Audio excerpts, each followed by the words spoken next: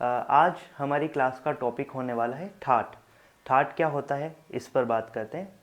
हमारे हिंदुस्तानी शास्त्रीय संगीत में 10 ठाट होते हैं। ठाट को रागों का पिता भी कहा गया है, अर्थात ये माना जाता है कि राग ठाट से उत्पन्न हुए हैं।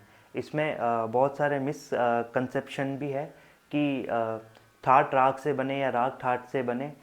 इस पर हम और कभी अलग से बात करेंगे, क्योंकि अभी ये टॉपिक से थोड़ा अलग हो जाएगा।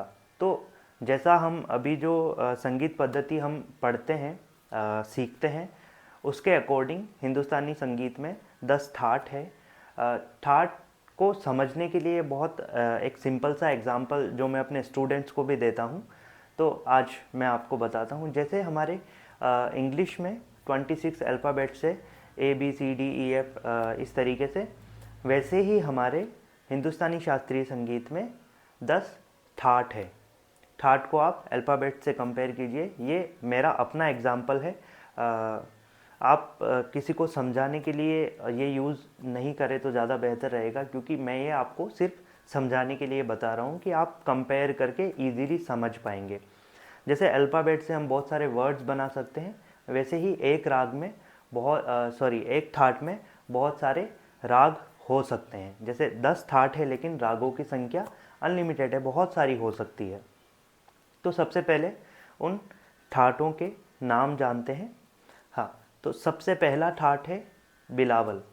बिलावल ठाट के जो स्वर होते हैं वो सारे शुद्ध होते हैं। एक बात और ठाट के बारे में बताना चाहूँगा कि इसमें आरोह और अवरोह दोनों नहीं, सिर्फ आरोह होता है। यानी जैसे सा रे ग म प ध नी, तो ये ही होगा ठाट में। सा नी ध प म ग रे ये कभी भी किसी भी ठाट में नहीं होगा।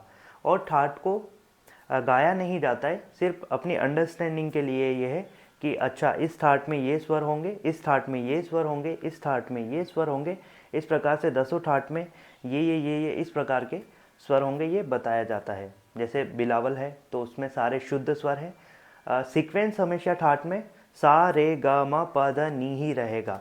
ये सिर्फ आपको समझाने के लिए बताया गया है।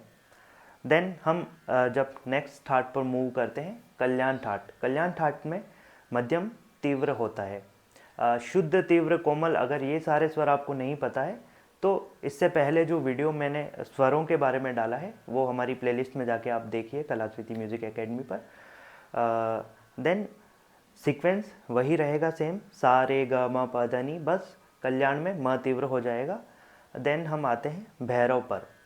भैरव ठाट में रे और ध कोमल होते हैं, सीक्वेंस सेम, सा रे ग म प ध नी।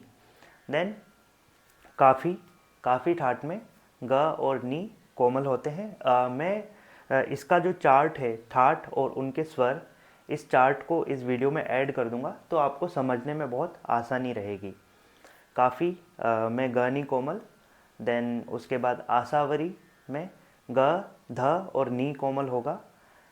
देन हम बात करते हैं भैरवी की, तो भैरवी में रे ग ध नी कोमल होगा।